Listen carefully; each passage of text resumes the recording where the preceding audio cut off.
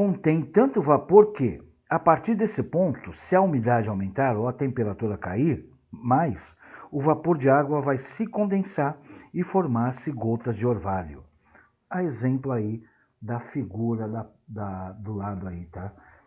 Quando demora para se condensar, corre o risco de cair, da temperatura cair e formar essas gotículas que nós chamamos de gotas de orvalho, tá?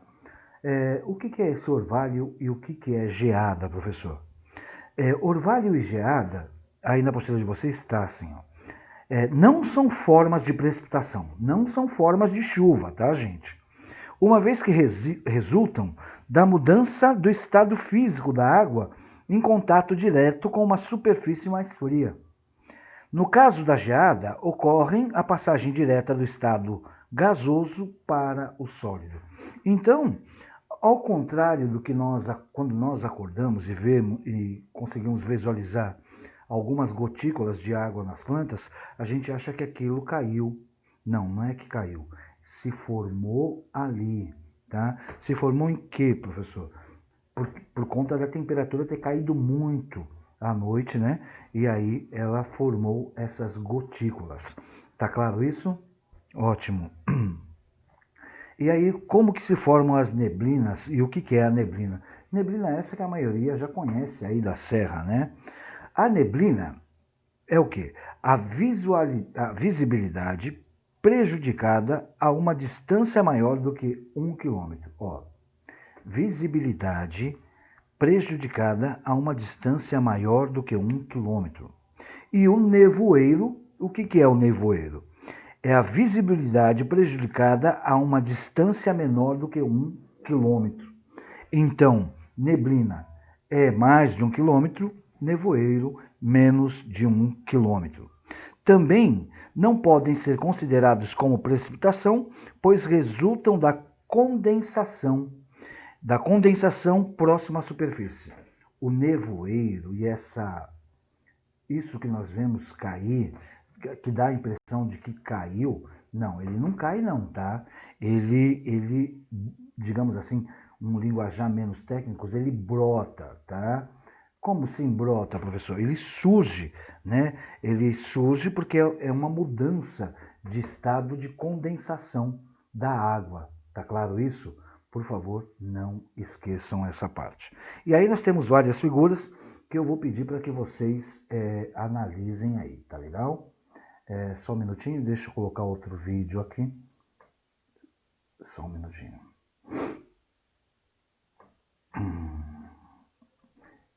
Fui renderizar aqui.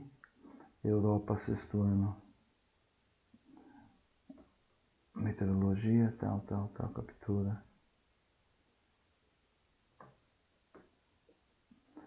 Vamos ver. Gente, só um segundinho aqui que está travando, tá? Mas assim, na página 229 nós vamos falar de precipitações, tá? Professor, o que vem a ser a precipitação? Precipitação são chuvas, né?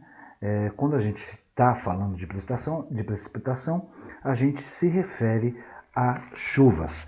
Então acompanhem comigo aí na apostila de vocês, na página 229, tá lá. Uma forte nevasca dos Estados Unidos, uma pancada de chuva no sul do Brasil, uma garoa em São Paulo ou uma chuva de granizo após um dia quente de verão são fenômenos relacionados ao ciclo da água. Tá? Então, nevoeiro, nevasca, são fenômenos relativos ao ciclo da água, tá claro isso? Então tá lá.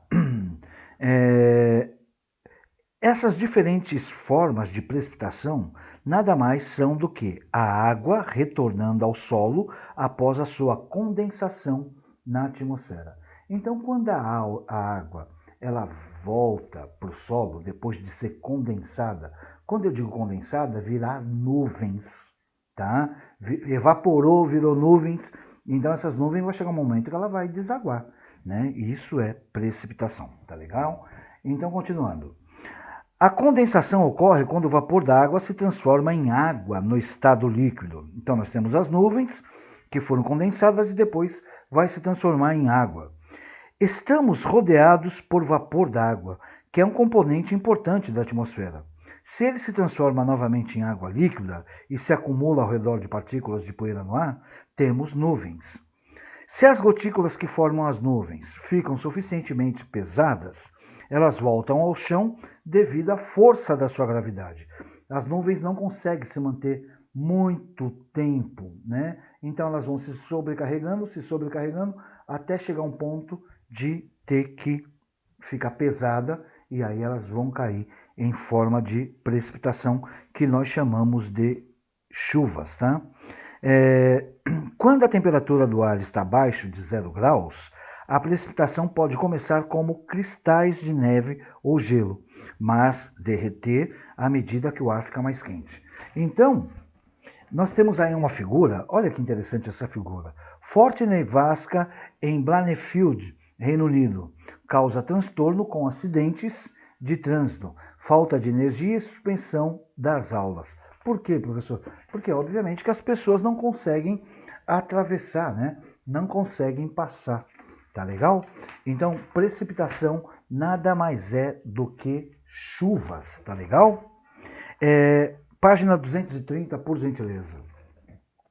Chuvas e chuviscos são geralmente para as plantas. No entanto, a chuva excessiva pode causar fortes enxurradas e erosão, que danificam os campos e afogam as raízes dos vegetais.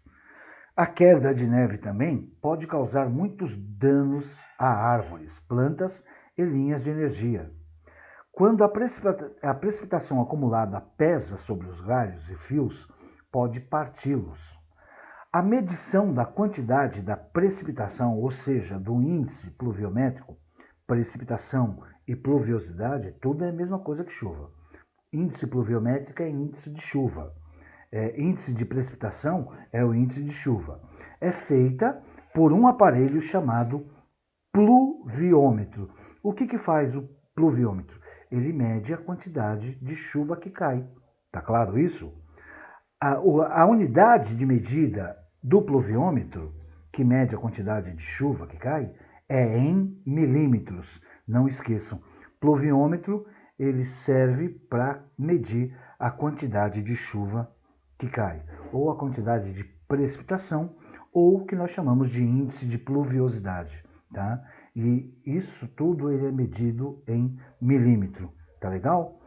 Gente, como a gente está falando de precipitação, que é o mesmo que chuva, vamos falar aí dos tipos de chuva. Ah, choveu. Qual foi o tipo de chuva? Você saberia identificar? Obviamente que não. Então, a partir de agora, a gente vai começar a saber identificar os tipos de chuvas, né, que nós temos. Então, são 3 tipos de chuva, né, que nós ressaltamos. O primeiro, né, olha lá, há 3 tipos de chuvas: convectiva, frontal e orográfica. Convectiva, frontal e orográfica. Também, essa orográfica também é chamada de chuva de relevo ou chuva de barreira. Observe a figura a seguir que ilustra esses 3 tipos de chuva. Então, o que é a chuva convectiva? Lembra que eu falei que convectiva era o mesmo que vento? Então está lá, ó. Chuva convectiva, comum na Amazônia e no verão aqui no Sudeste. Se caracteriza pela subida do ar quente. Quando esse ar quente ganha altitude, o ar se resfria, formando as nuvens do tipo cúmulo-nimbo, em forma de bigorna. Ó, o exemplo aí na figura 1. Isso é uma bigorna, né? Professor, o que é uma bigorna? É uma ferramenta, tá, gente? Depois vocês pesquisem aí, o formato dela é esse mesmo da chuva de convecção, ou convectiva, tá legal? Esse tipo de chuva se caracteriza por fortes pancadas despejando grande volume de água. Dá aquele espancadão, mas não é uma coisa demorada, tá? É uma coisa mais curta, tanto que nós chamamos de chuva de verão, tá legal? O segundo tipo de chuva é a chuva frontal. Essa chuva frontal ela é comum no sul do país, tá? Como que ela se apresenta? Ela pode também atingir as demais regiões quando a penetração de um ar frio, tá? encontra uma massa de ar quente e úmida, provocando a chuva apenas naquele lugar, né? Na área de contato entre as duas massas de ar. Então, o ar quente ele está subindo, aí ele encontra o ar frio, tá? Então, às vezes ele não vai nem para a direita, nem para leste, nem para oeste. Aí cai aqui, tá? E esse tipo de chuva frontal, percebam que é muito comum, tá? Dá uma olhadinha aí no ar quente, né? No ar frio, ele indo, aí quando ele encontra com ar quente, há um resfriamento, e aí essa nuvem, ela faz com que haja precipitação. E o terceiro tipo de chuva, e não menos importante, é orográfica, ou também conhecida como chuva de montanha. Então vamos ver o que é essa orográfica. É típica da grande parte do litoral brasileiro, notadamente na Serra do Mar e no Planalto da Borborema. O ar úmido, proveniente do Atlântico, é barrado pelo relevo. Então o ar ele vem aqui, ó, o ar está vindo nessa direção. Quando ele encontra um relevo aqui, ele não consegue circular, ele não consegue passar para lá. Esse ar ele vai ficar aqui, ó, tá? Ele vai ficar. E aí, quando ele está aqui, ele tende a subir. Ele vai subindo, subindo, subindo. E quando o ar ele sobe, obviamente que aqui embaixo a temperatura vai esfriar. Concorda? Se o ar ele está subindo, a temperatura aqui embaixo ele vai dar uma esfriada. E aí, quando essa temperatura ela esfria, ocorre aí o que nós chamamos de precipitação barlavento. O que é essa precipitação barlavento? É quando o ar ele perde a umidade e passa para outro lado da barreira, tá? Ele vai ter que subir aqui é a barreira, ele vem aqui, ele vai subindo, e aí ele não consegue passar, ele vai despejar aqui se precipitando, ele vai deixar cair a chuva aqui, para ele poder depois passar para o outro lado. Tá claro isso? Tá? Esses são os três tipos de chuvas que nós temos. Senhores e senhoritas, vou dar uma paradinha para que vocês possam tentar responder os exercícios, né, que nós deixamos aí da página. Antes de começar a questionar, não entendi, não entendi. Tentam ler, né, a atividade da página 225, tá? E da 227 para tentarmos resolver, tá? Antes, ó, a da 225, de acordo com a previsão, qual dia da semana apresentará maior amplitude térmica? Professor, o que é amplitude térmica? Está lá na apostila. Antes de questionar, dá uma olhada na apostila na 224. A B. Calcule as temperaturas médias diárias de terça a sábado. Todo mundo sabe fazer uma média, né? Uma temperatura média. Então, se na terça teve 21 graus e a máxima foi de 21 e a mínima foi 3, qual que é a temperatura média de 21 e 3? Né? Alguém pode colocar? 21 e a maior, 3 a menor. Eu vou somar maior com menor e vou dividir por 2. Tá legal? Sempre isso.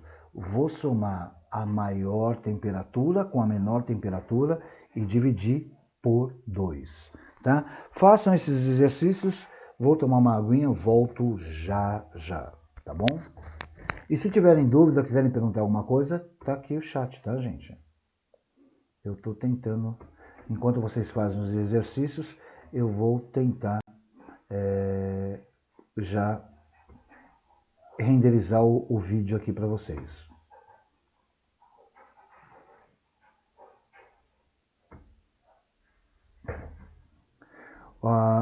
Os exercícios são da página 225.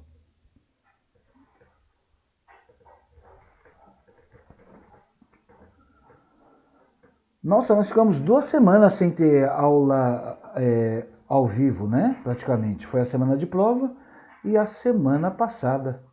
Eu achei que vocês estavam com saudade das aulas. Me iludi, né?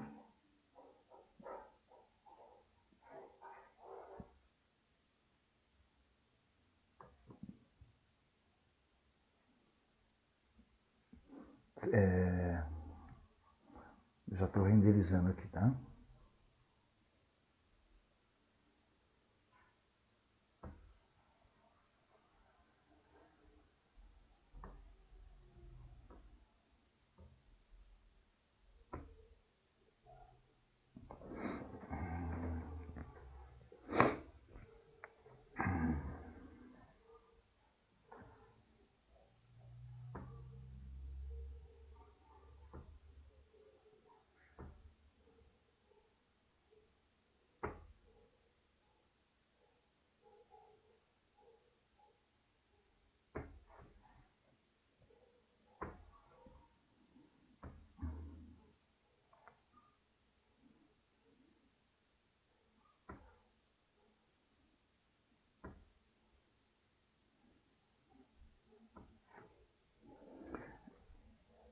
Eu vou parar só a gravação dessa aula para não ficar muito extenso.